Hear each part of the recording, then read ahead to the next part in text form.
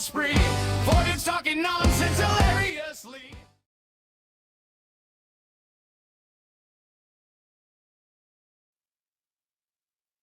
The Specters of Shogun Hill. The Pot and Paint Canadian Championship had been a total fucking smoke show. Andrew, the C1D squad's salt and pepper leader, hoisted the golden trophy high, while Mike, looking like a scruffy hippie in his C1D jersey, sparked a fat victory joint that smelled like heaven and diesel. "Japan, boys!" Andrew shouted over the roar of the crowd. "All expenses paid to some ancient sacred grounds. Imagine the high we're gonna catch over there." Mike just grinned, his eyes already redder than the paint on their logo. "Bro, I heard the ghosts there are chill. We're gonna paint the town, and the afterlife, fucking red." They didn't hit the tourist traps. Instead, they took a cramped van to a valley where the fog was thicker than Mike's bong hits. The field was a moss-covered cemetery filled with crooked tombstones and stone lanterns. "This place is creepy as hell," Jeff grunted, adjusting his tactical vest over his C1D jersey. He was a seasoned veteran, tough as nails, wearing dark sunglasses, and 0% interested in the vibes. Mike, meanwhile, was passing a massive glass pipe to Jeff. "Relax, big man. Take a hit of this Shogun shredder. It's local." Jeff took a massive rip and exhaled a cloud that merged with the cemetery mist.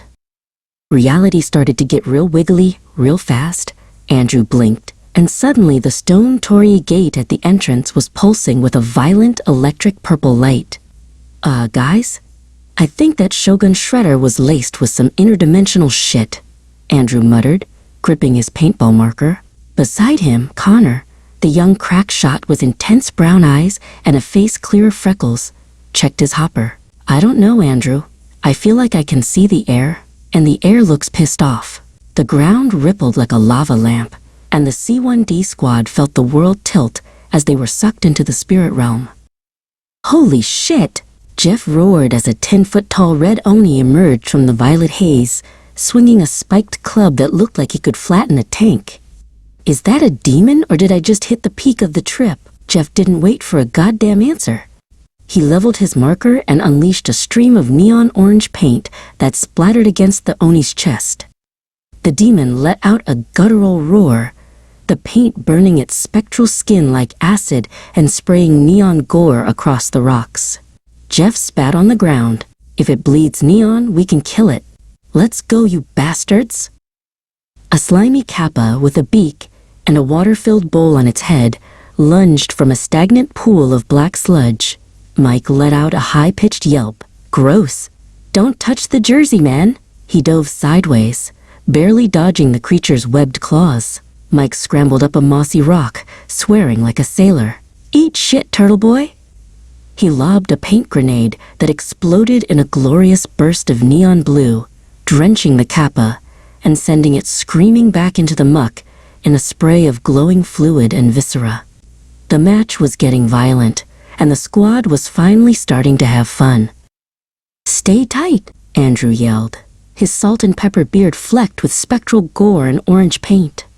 He and Jeff moved back to back as a swarm of crow-winged tengu dove from the black sky. "These things are fast, Jeff," Andrew barked, picking one off with a precision shot to the wing. Jeff was a stone wall, his sunglasses reflecting the chaotic spirit fire. "Too slow for a C1D pro," Jeff growled, his marker barking as he dropped two more. The air was filled with the smell of gunpowder, paint, and high-grade cannabis. Disaster struck with a sickening crunch. A black iron spirit trap hidden in the tall grass snapped shut on Connor's foot. "Ah, son of a bitch, not again!" Connor screamed, falling to one knee as blood soaked through his boot. Jeff rushed over, providing cover fire as he looked at the wreckage. "Dude, tell me you didn't." Connor looked up, his brown eyes wide with pain, but his jaw set. "3 toes, Jeff. Every damn time. Just wrap it in a C1D bandana and get me a clear shot at that general." Jeff gritted his teeth, impressed by the kid's grit. The kitsune appeared as a dozen beautiful women, before shifting into a snarling fox spirit with 9 tails of white fire.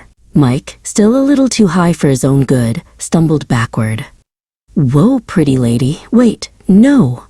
Bad fox.